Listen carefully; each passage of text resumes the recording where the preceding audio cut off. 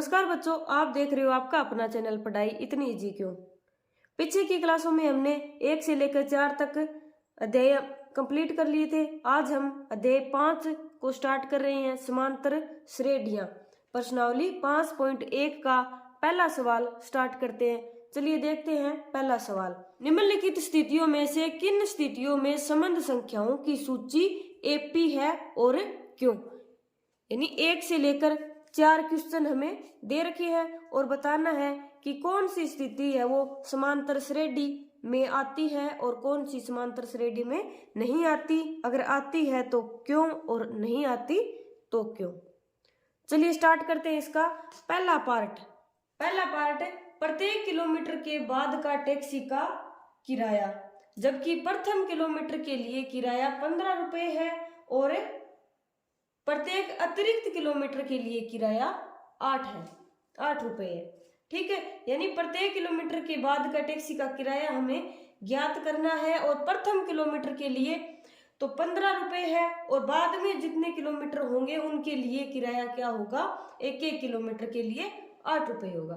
ठीक है, तो कैसे लिखेंगे, प्रथम किलोमीटर के लिए किराया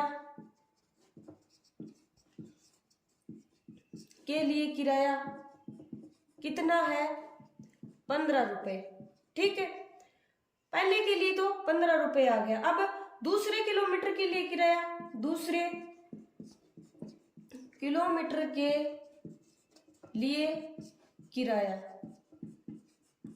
कितना आएगा, दूसरे किलोमीटर को तय करेगा उसके लिए किराया कितना लगेगा, पहले वाला तो लगेगा साथ में। ठीक है, फिर बाद में पहले के बाद में उसने 1 किलोमीटर और तय किया है। ठीक है, यानी 1 किलोमीटर के लिए किराया कितना लगेगा उसका 8, यानी 15 और 8 23 आ गए, 23 रुपए लगेगा। ठीक है, और तीसरे किलोमीटर को तय करेगा तो कितना लगेगा, तीसरे किलोमीटर के लिए कितना लगेगा, 2 किलोमीटर का तो पहले वाला लगेगा, यानी 2 किलोमीटर को पार करने के बाद ही वो तीसरे किलोमीटर में आएगा। 2 किलोमीटर में 23 लगा उसको, तो तीसरे किलोमीटर के लिए कितना लगेगा, प्लस में 8 और आ जाएगा। यानी पहले किलोमीटर के लिए तो 15 लगेगा और बाद में जितने किलोमीटर तय करेगा उसे 8 रुपए देने होंगे। ठीक है, 23 और 8 31 रुपए। और फिर चौथे किलोमीटर के लिए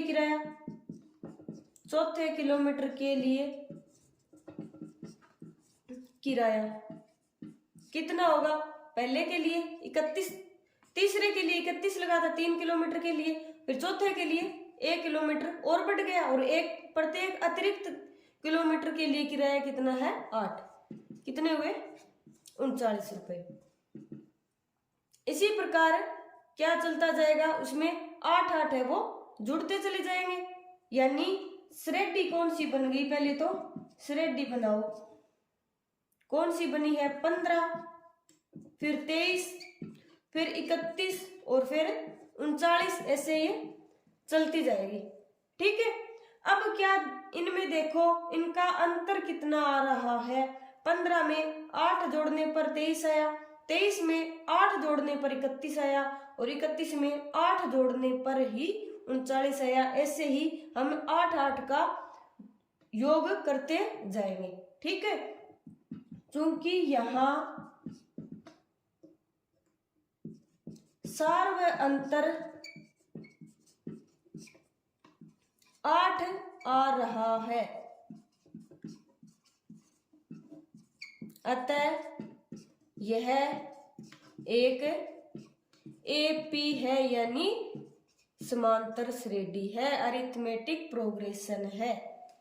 ठीक है, यानी समांतर श्रेणी क्या होगी, पहले और दूसरे और तीसरे और चौथे और पांचवें पदों के बीच में जो अंतर होता है वो सभी में क्या होगा, समान होगा, तो वो क्या होगी, समांतर श्रेणी। अब 15 और 23 के बीच में अंतर कितना है 8, 23 और 31 के बीच में अंतर 8, 31 और 39 के बीच में अंतर 8, ऐसे ही आगे 8 अंतर आते चले जाएंगे और ये क्या बन गई, अपनी एक समांतर श्रेणी बन गई।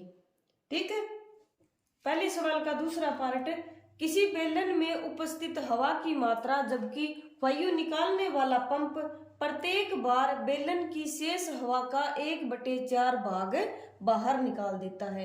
यानी निकालनी क्या है, सूची किसके लिए बनानी है, किसी बेलन में उपस्थित हवा की मात्रा के लिए हमें सूची बनानी है। और कंडीशन क्या दे रखी है कि वायु निकालने वाला जो पंप होता है वह प्रत्येक बार जितनी बेलन में हवा होती है उसकी 1/4 भाग हवा है वो बाहर निकाल देता है। ठीक है,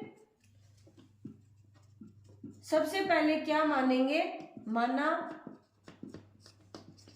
बेलन में हवा कितनी, मान लो V से हम हवा को लिख देंगे, क्योंकि किसी भी बेलन के अंदर जो हवा की मात्रा होती है उसको हम आयतन के रूप में दर्शाएंगे, यानी जितना आयतन होगा उतनी ही हवा होगी। या तो आयतन को वॉल्यूम बोलते हैं और वॉल्यूम को V से लिख देंगे, या फिर अपनी मर्जी से XYZ कुछ भी मान लेंगे। ठीक है, बेलन में हवा। अब ये तो होगी अपनी प्रथम कंडीशन। अब दूसरी कंडीशन में क्या होगी,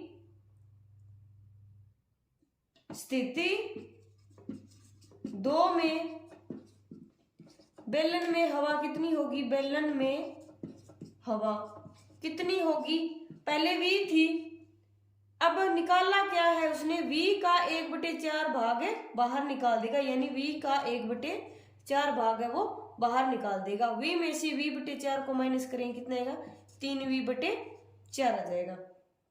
ठीक है, अब फिर उसने क्या किया, एक बार और निकाल दी हवा। स्थिति 3 में बेलन में हवा, अब सेकंड में कितनी थी, 3/4 थी इसके अंदर, और अब इसका वह 1/4 भाग बाहर निकाल देता है, यानी 3V/4 गुणा 1/4 इतना वह बाहर निकाल देता है। कितना बचा, 3V/4 माइनस 3V/16, 16 क्या आ गया, लघुत्तम आ गया, और 12V माइनस 3V बराबर कितना आया, 9V/16 आ गया, यानी इतनी हवा है वो बच गई। अब देखो पहली कंडीशन, दूसरी कंडीशन और तीसरी कंडीशन। अब सूची कौन सी बन गई, सूची बनाओ, ऐसे हमें आगे इससे निकालते जाएंगे। सूची क्या बन गई, एक तो V आ गया पहला, सेकंड कंडीशन 3V/4 और तीसरी कंडीशन 3V/16, ऐसे ये चलती जाएगी। अब देखो क्या प्रथम और सेकंड और थर्ड के बीच में क्या अंतर, दोनों में क्या है, सेम है या नहीं है। पहले 2 में अंतर कितना है, 3V/4 माइनस V कितना आएगा अंतर, 4 लघुत्तम ले लो, 3V माइनस 4V बराबर कितना आया, -V/4। अब दूसरे 2 में अंतर, दूसरे 2 में अंतर कितना आएगा, 9V/16 माइनस 3V/4 कितना आया, 16 क्या आ गया, लघुत्तम आ गया, तो 9V माइनस 4 12V कितना आया, -3V/16। क्या ये दोनों बराबर है, नहीं है, बराबर नहीं है, यानी चूंकि यहां दोनों अंतर बराबर नहीं है, अतः यह स्थिति क्या है, वो एपी नहीं है। ठीक है, यानी ये समांतर श्रेणी का निर्माण है वो नहीं करती। तीसरा पार्ट क्या है, प्रत्येक मीटर की खुदाई के बाद एक कुआं खोदने में आई लागत, जबकि प्रथम खुदाई की लागत 150 रुपए है और बाद में प्रत्येक मीटर खुदाई की लागत 50 रुपए बढ़ती जाती है।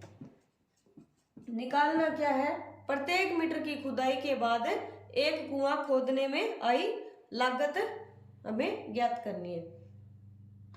ठीक है, तो क्या दे रखा है, प्रथम खुदाई की लागत, यानी प्रथम मीटर की खुदाई की लागत क्या है, प्रथम मीटर की खुदाई की लागत कितनी दे रखी है, खुदाई की लागत कितनी है, 150 रुपए। और बाद में प्रत्येक मीटर की खुदाई की लागत, तो 2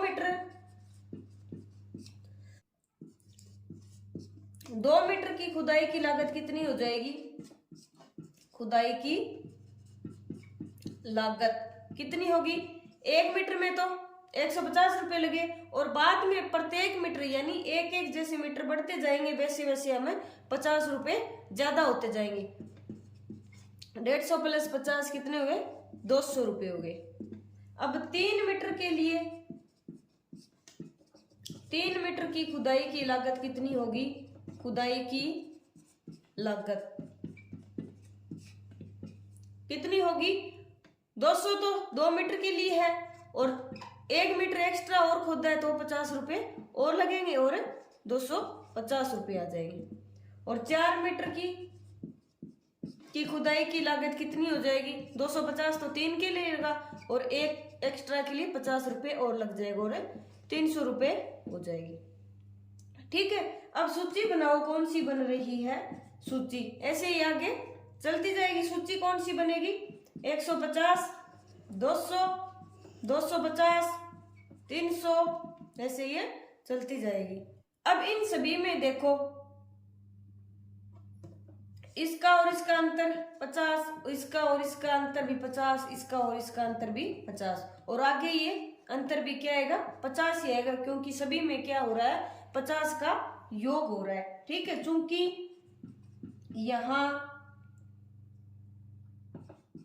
सभी क्रमागत